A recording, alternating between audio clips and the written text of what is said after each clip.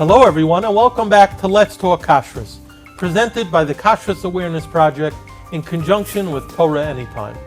Today I am joined by Rabbi Sholem Fishbane, Executive Director of ACO and Kashrus Administrator of the Chicago Rabbinical Council. Thank you, Rabbi Fishbane, for being here. Baruch Hashem, thank you for having me. As always, a pleasure to have you, and a great topic today to discuss, and that is music and wine. And specifically, you shared with me that you were at an industry event for a certain field, and you were surprised to see and observe that here were from Yidden, Erliche Yidden B'nai Torah, work in this particular industry, and they're at an event for company affiliates and things like that, and colleagues and friends and so on and so forth, and they're serving wine, they have a bar, and they also had live music. Yes. And you bring it to the attention of one of the organizers, and they had no idea that there was anything halachically questionable or even maybe outrightly forbidden about what they did. So explain what the concern was, and explain what you do when you encounter such a thing. Right, yes, that's true. I was a guest at this, it wasn't a CRC event, it was a guest over there. But it's, the first time this came about, we were doing it was actually a Pesach hotel. It was our first time working with them. And the way Pesach works is there's something called a welcome barbecue, okay? So you come the first night, it's not Pesach yet, and there's a beautiful barbecue. It's the hello, it's like the wow factor. And there's things you can't believe what's going on, and food, and there's violins and harps and sushi. It was kosher Pesach, so obviously the sushi had to be made from quinoa, but it's a wow, okay?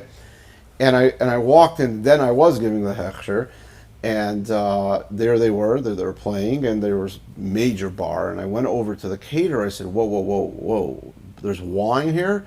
There's the halacha in Hilchos, actually Hilchos Tisha B'Av Siman Tav Kuf Samach, that you're not allowed to have live music and wine. It's one of the Zeichel Mikdash. So he looks at me, what are you talking about? He says, I've been doing food, kosher food forever, and my Rav doesn't talk about it. I said, it's a common mistake, because it's not a Yoreh Deah halacha, where most Rabbanim Mashgiach are very familiar with. Right. It's an Orach Chaim halacha, but it's a halacha. So he didn't believe me. So he called his Rav Machshir that he uses during the year on the phone, and says, this rabbi, this new rabbi. And the Rav Machshir, to his credit, says, he's right, there is such a halacha. He says, what am I going to do here? I said, I have an idea. I got a daughter, you got a son, let's get them married, we'll have a Sudas mitzvah, which the Ramah says you're allowed to do, and we're happy to go. It never happened. Instead, we found someone else to make a siyum, because the next morning was Tainus B'chayim, and there were a lot of people running around ready to make a siyum. So that's a very important point, that this halacha of not having live music and wine, unless it's a Sudas mitzvah, is just a halacha that people don't know about. So in the story that you said, the owner of this particular event was very excited to be able to maximize, and he's an Erlich Yid. He got up, he said, Rabbi said there's a halacha that we just learned, and I actually had just finished in Daf Yomi, whatever it was, and I made a siyum for everyone, and a good kaddish, and it was a great learning opportunity. Right. So I'm glad you're bringing it up, which is kashrus awareness. We bring awareness to Klal Yisrael about this.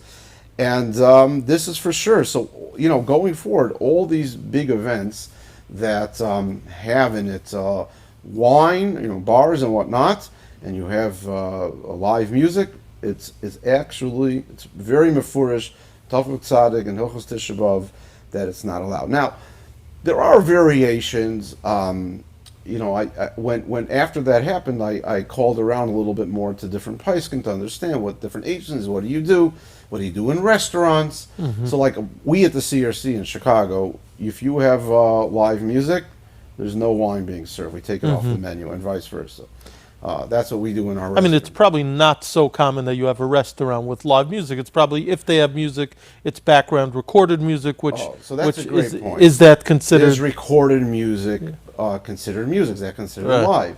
I actually recently was talking to my Shahaiman, and he believes that that's called kli shir. It's kli shir. So it's no different. The Mechaber says that talks about kli zemer, kli shir in this halacha. So it'd be no different. Recorded as a kli. That's right. That's Rabbi Haim and Shita. Rabbi Yoshev doesn't, says otherwise, that recorded is not. So I think most places most poskim, most agencies follow that recorded music in the background. It's Hilchos Svira, it's all the same halachas. Right. You don't have to worry about it. But I was recently at a restaurant down in Florida, and a nice bar, and there was someone walking around with a violin to every table. Oh, that seems to be. So I asked Rabbi Hein about that. So he thought that there's a difference between because it says in the Ramah about the Mechaber, it says beis mishta. So maybe if you're eating supper somewhere, which is really a restaurant, is not considered a beis mishta. I said, would these big? You mentioned these events. Big conventions, or these events where we go in the bar. So he described the beis mishta as a place where the drinking is not agav. It's whether it's a pub or a bar, but these type of places, central part of the experience. Which I'm sure you've been by them. I have not, but okay, I'm sure it's very central to these big barbecues. The particular place that I was at, not only was it a big central part of it, like every drink had a logo made in the foam. Oh, from the company. Yeah, it was a big deal. That's called a beis mishta, 100% according to him. Rabbi Haim said a very interesting chiddush though. This is his own chiddush. He said, "This is my own chiddush." Which I don't know others that say this, that basically if someone is singing along with the music becomes what he called tuffle. Tuffle, interesting. So it happens to be in many cases you will have a singer. Not that case where I was where there was the violin, but so that you're was saying he's suggesting that it's even better when you have a singer. Yes, it's actually better. That's interesting because singing is not usher with yayin; it's the music that's usher with yayin. Right. Even though if you look in Shulchan Aruch, it does talk about shir b'peh also. But the Lamaisa, or halacha Lamaisa, I believe the Star K policy is that if there's a singer, then it becomes tuffle. But the bottom line is, it's a very clear halacha in Shulchan Aruch. You cannot have kli zemer with yain unless it's a sudas mitzvah. So the practical takeaway for these events that we've been talking about is to make sure to, have a siyum, someone get up and make a siyum, make a kiddush Hashem, with a kaddish, with a siyum, rabbaisa, and it's all from a yid, and everybody wants to do the right thing. And maybe even explain why, especially now. Explain why, the Zech LaMikdash is a serious matter. It's halacha mefureshes. So it's beautiful to be able to not only be spreading awareness over here on Kashrus awareness, but literally teaching a halacha mefureshes in Shulchan Aruch. Rabbi Fishbane, thank you for joining us as always.